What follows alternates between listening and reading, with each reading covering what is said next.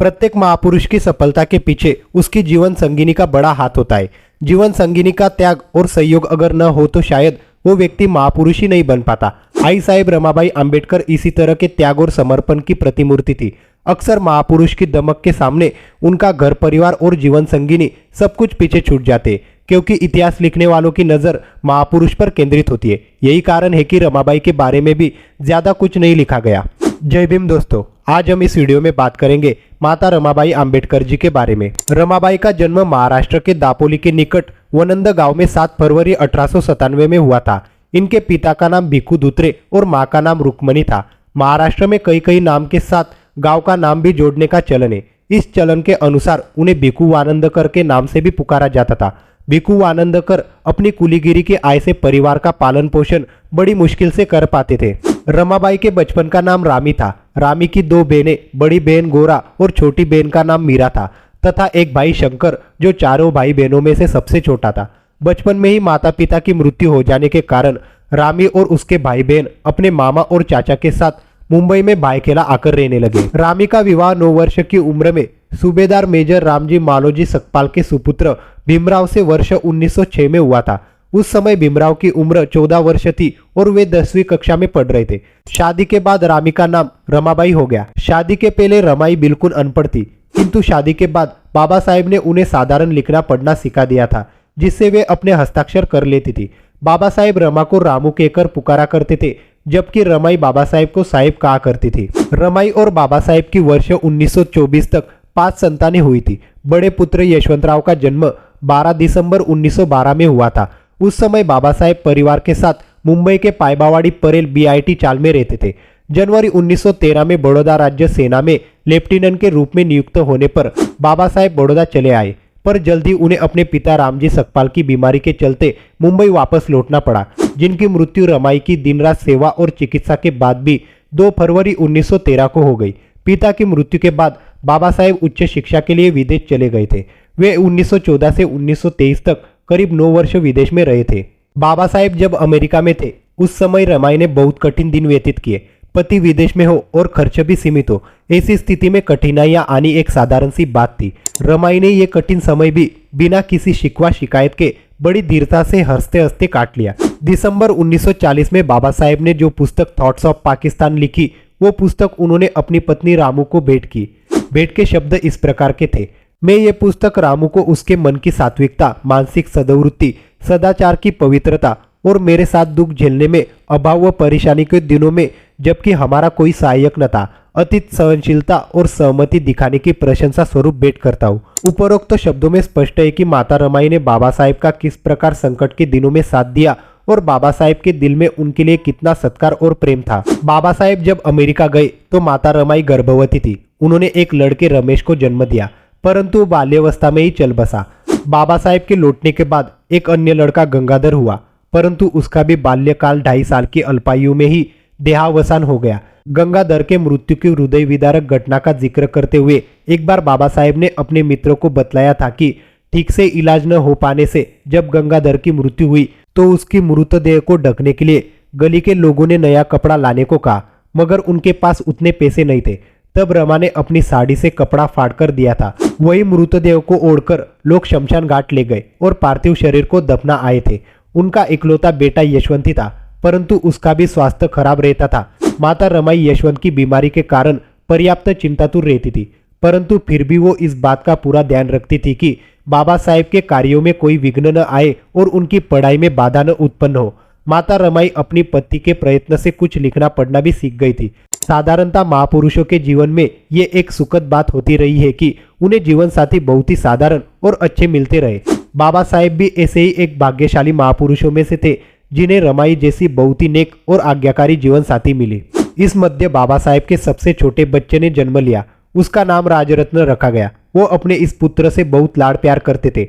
राजरत्न के पहले माता रमाई ने एक कन्या को जन्म दिया जो बाल्यकाल में ही चल बसी थी।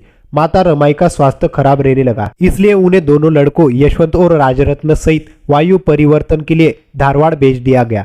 लेकिन सबसे छोटा पुत्र राजरत्न की भी मृत्यु 19 जुलाई 1926 को हो गई। रमाई को और बच्चों की चाह थी, मगर अब और बच्चा होने से डॉक्टर के अनुसार उन्हें टीबी होने का खतरा था। इस तारतम्य में डॉक्टर ने बाबा साहेब को सावधानी बरतने की सलाह दी थी। बाबा साहेब हमेशा ज्ञानार्जन में रत रहते थे। ज्ञानार्जन की तड़प उनमें इतनी थी, रमाई इस बात का ध्यान रखती थी कि पति के काम में कोई बाधा न हो। वो पति के स्वास्थ्य और सुविधा का पूरा ध्यान रखती थी। बाबा साहेब पढ़ते समय अंदर से दरवाजा लगा देते थे। रमाई कई बार जोर जोर से दरवाजा खटखटाती, परंतु दरवाजा नहीं खुलता। तब थकाकर वो लौट जाती। इस चक्कर में कई बार भूखे ही रह जाती थी। पति भूखा हो और वो भोजन कर ले, उन्हें मंजूर नहीं था। रमाई की घर गृहस्थी के शुरू का जीवन लंबी आर्थिक तंगी का रहा था। तंगी की हालत ये थी कि दिन भर मजदूरी करने के बाद शाम को घर से 3-4 किलोमीटर दूर जाकर गोबर बीनकर लाती थी। गोबर से वो कड़े थापती और फिर उसे बेच आती। पास पड़ोस की स्त्रियां टोकती थी कि बैरिस्टर की पत्नी होते हुए भी वो सिर पर गोबर ढोती है। इस पर रमा कहती थी, घर का काम करने में लज्जा की क्या बात है। रमाई एक सीधी सादी और कर्तव्य परायण स्त्री थी। पति और परिवार की सेवा करना वो अपना धर्म समझती थी। चाहे जो भी विपत्ति हो, किसी से सहायता लेना उन्हें गवारा नहीं था। ऐसे कई मौके आए जब परिचितों ने उन्हें मदद की पेशकश की, किंतु रमाई ने लेने से इनकार कर दिया। रमाई संतोष, सहयोग और सहनशीलता की मूर्ति थी। बाबा साहेब घर से बाहर रहते थे। वे जो कुछ कमाते थे उसे वे रमा को सौंप देते थे और जब आवश्यकता होती उतना मांग लेते थे। रमाई घर का खर्चा चलाकर कुछ पैसा जमा करती थी, क्योंकि उन्हें मालूम था कि बाबा साहेब को उच्च शिक्षा के लिए पैसों की जरूरत होती है। बाबा साहेब की पक्की नौकरी न होने के कारण उन्हें काफी दिक्कत होती थी। जहाँ तक बाबा साहेब के सामाजिक आंदोलनों में सहभागिता की बात है, रमाई ने ऐसे कई आंदोलनों और सत्याग्रहों में शिरकत की थी। वैसे भी बाबा साहेब के आंदोलनों में महिलाएं जमकर भाग लेती थी। रमाई अपने अथक प्रयासों और परिश्रम से बाबा साहेब के मुक्ति संघर्ष से जुड़ते हुए उनके साथ दलित समाज की चेतना संपन्न करने के लिए प्रयत्नशील रही। वो लगातार जब बाबा साहेब विदेश में रहे तो उनके साथ पत्र व्यवहार और देश में होने पर प्रत्यक्ष माध्यम से दलित समाज के प्रश्नों को लेकर विचारों विमर्श करती थी। वो दलित महिला बैठकों की अध्यक्षता करते हुए महत्वपूर्ण आंदोलनों में जुड़ी रही। दलित समाज के कई लोग रमाई को आई साहिब और बाबा साहेब को बाबा साहेब कहकर पुकारा करते थे। बाबा साहेब के राजनीतिक आंदोलन में रमाई की बढ़ती रुचि को 1920 की मनगांव परिषद के बारे में उनकी जिज्ञासा से, शाहू महाराज के कार्यों में उनके सवालों से, 1927 के माड़ सत्याग्रह में भाग लेने में उनकी उत्सुकता तथा मुंबई के जे अस्पताल में स्त्रियों की सभा को संबोधित करने से मापा जा सकता है। माड़ सत्याग्रह के बाद उन्होंने दलित महिलाओं को सवर्ण स्त्रियों की तरह साड़ी बांधना सिखाया। 1920 में लंदन जाने के पहले बाबा साहेब ने श्राद्ध के कार्यक्रम का आयोजन किया। पिता की बरसी पर और हिंदू कर्मकांडों की परंपरा तोड़ने के लिए ब्राह्मण भोजन कराकर वंचित जाति के लिए स्थायी छात्रावास से 40 छात्रों को भोज के लिए आमंत्रित किया। रमाई ने परंपरागत मिठाइयां परोसने की योजना बनाई थी, लेकिन बाबा साहेब ने तर्क दिया कि इन छात्रों को मांस व मछली परोसी जानी चाहिए, जो उन्हें छात्रावास के भोजन में नहीं मिल पाती।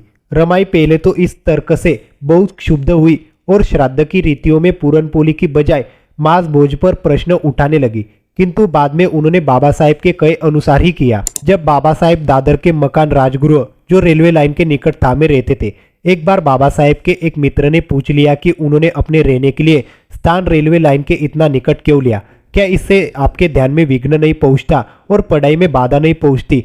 इस पर बाबा साहेब कुछ कहते, इसके पहले ही पास खड़ी रमाई ने जवाब दिया, क्यों बेकार की बात करते हैं, बड़ी मुश्किल से तो हमने ये बसेरा बनाया है, इसे भी आप मन से उतार रहे हो। जब साहेब पढ़ने बैठते तो उन्हें आंधी, तूफान, भूख, प्यास, किसी भी चीज की कोई सूद नहीं होती, तो रेल के इंजन की आवाज कहाँ सुनाई देती होगी। रमाई की इस हाजिर जवाबी को बाबा साहेब और उनके मित्र देखते रह गए थे। राजगृह की भव्यता और बाबा साहेब की चारों ओर फैलती कीर्ति भी रमाई की बिगड़ती तबीयत में कोई सुधार न ला पाई। उल्टा वो पति की व्यवस्था और सुरक्षा के लिए बेहद चिंतित दिखी। कभी कभी वे उन लोगों को डांट लगाती जो साहेब को उनके आराम के क्षणों में मिलने आते थे। रमाई अपनी इस बीमारी की हालत में भी बाबा साहेब की सुख सुविधाओं का पूरा ध्यान रखती थी। उन्हें अपने स्वास्थ्य की उतनी चिंता नहीं होती जितनी कि पति को घर में आराम पहुंचाने की।